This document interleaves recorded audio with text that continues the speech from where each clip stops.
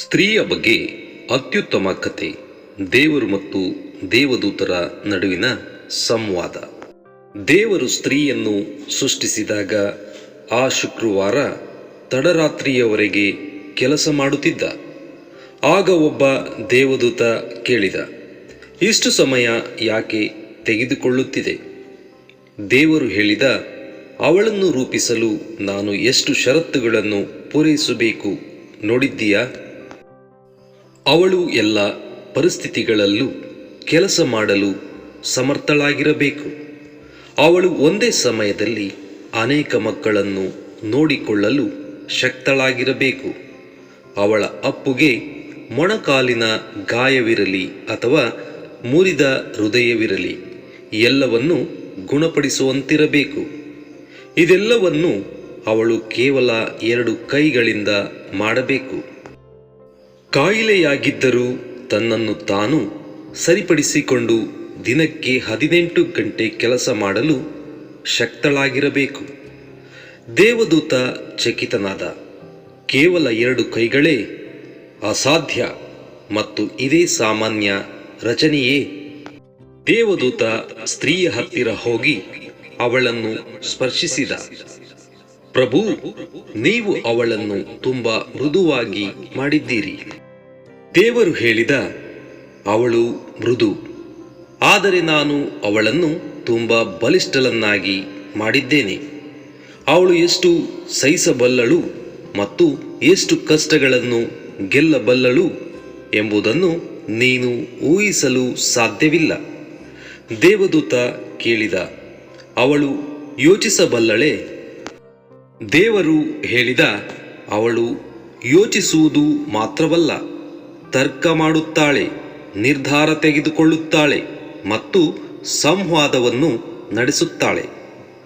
ದೇವದೂತ ಅವಳ ಕೆನ್ನೆಯನ್ನು ಸ್ಪರ್ಶಿಸಿದ. ಪ್ರಭು, ಇಲ್ಲಿಂದ ಏನೋ ಸೋರುತ್ತಿದೆ. ನೀವು ಅವಳ ಮೇಲೆ ತುಂಬಾ ಹೊರೆ ಹಾಕಿದ್ದೀರಿ. ದೇವರು ಹೇಳಿದ, ಅದು ಸೋರುತ್ತಿಲ್ಲ, ಅವು ಕಣ್ಣೀರು. ಅವು ಯಾವುದಕ್ಕಾಗಿ? ದೇವದೂತ ಕೇಳಿದ. ದೇವರು ಹೇಳಿದ, ಕಣ್ಣೀರು ಅವಳ ದುಃಖ, ಸಂದೇಹ, ಪ್ರೀತಿ, ಒಂಟಿತನ, ನೋವು ಮತ್ತು ಅಭಿಮಾನವನ್ನು ವ್ಯಕ್ತಪಡಿಸುವ ಮಾರ್ಗ. ಇದನ್ನು ಕೇಳಿ ದೇವದೂತ ಬಹಳ ಪ್ರಭಾವಿತನಾದ. ಪ್ರಭು, ನೀವು ನಿಜವಾಗಿಯೂ ಅದ್ಭುತ. ನೀವು ಎಲ್ಲವನ್ನೂ ಯೋಚಿಸಿದ್ದೀರಿ.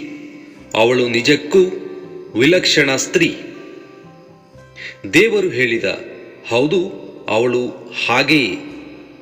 ಅವಳಲ್ಲಿ ಪುರುಷನನ್ನು ಬೆರಗುಗೊಳಿಸುವ ಶಕ್ತಿ ಇದೆ. ಅವಳು ಸಂಕಷ್ಟಗಳನ್ನು ಎದುರಿಸಬಲ್ಲಳು ಮತ್ತು ಭಾರವಾದ ಜವಾಬ್ದಾರಿಗಳನ್ನು ಹೊರಬಲ್ಲಳು. ಅವಳಲ್ಲಿ ಸಂತೋಷ, ಪ್ರೀತಿ ಮತ್ತು ಸ್ವಂತ ಅಭಿಪ್ರಾಯಗಳಿವೆ. ಕಿರುಚಬೇಕು ಅನ್ನಿಸಿದಾಗಲೂ ಅವಳು ನಗುತ್ತಾಳೆ. ಅಳಬೇಕು ಅನ್ನಿಸಿದಾಗಲೂ ಹಾಡುತ್ತಾಳೆ. ಸಂತೋಷದಲ್ಲಿ ಅಳುತ್ತಾಳೆ ಮತ್ತು ಭಯವಾದರೂ ನಗುತ್ತಾಳೆ. ಅವಳು ನಂಬಿದ ವಿಷಯಕ್ಕಾಗಿ ಹೋರಾಡುತ್ತಾಳೆ. ಅವಳ ಪ್ರೀತಿ ನಿಸ್ವಾರ್ಥ. ಸಂಬಂಧಿಕರು ಅಥವಾ ಸ್ನೇಹಿತರನ್ನು ಕಳೆದುಕೊಂಡಾಗ ಅವಳ ಹೃದಯ ಒಡೆಯುತ್ತದೆ. ಆದರೂ ಬದುಕಲು ಶಕ್ತಿ ಕಂಡುಕೊಳ್ಳುತ್ತಾಳೆ. ದೇವದೂತ ಕೇಳಿದ, ಹಾಗಾದರೆ ಅವಳು ಪರಿಪೂರ್ಣಳೆ? ದೇವರು ಹೇಳಿದ, ಇಲ್ಲ, ಅವಳಲ್ಲಿ ಒಂದೇ ಒಂದು ಕೊರತೆ ಇದೆ. ಅವಳು ಅನೇಕ ಬಾರಿ ತನ್ನದೇ ಬೆಲೆಯನ್ನು ಮರೆತು ಬಿಡುತ್ತಾಳೆ.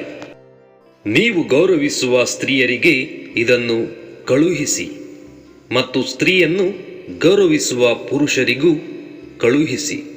ಸ್ತ್ರೀ ಆಗಿರುವುದು ಅಮೂಲ್ಯ. ನಿಮ್ಮ ಜೀವನದ ಪ್ರತಿಯೊಬ್ಬ ಸ್ತ್ರೀಗೂ ಇದನ್ನು ಕಳುಹಿಸಿ, ಅವಳಿಗೆ ತನ್ನ ಬಗ್ಗೆ ಹೆಮ್ಮೆ ಅನಿಸುವಂತೆ. ಧನ್ಯವಾದಗಳು.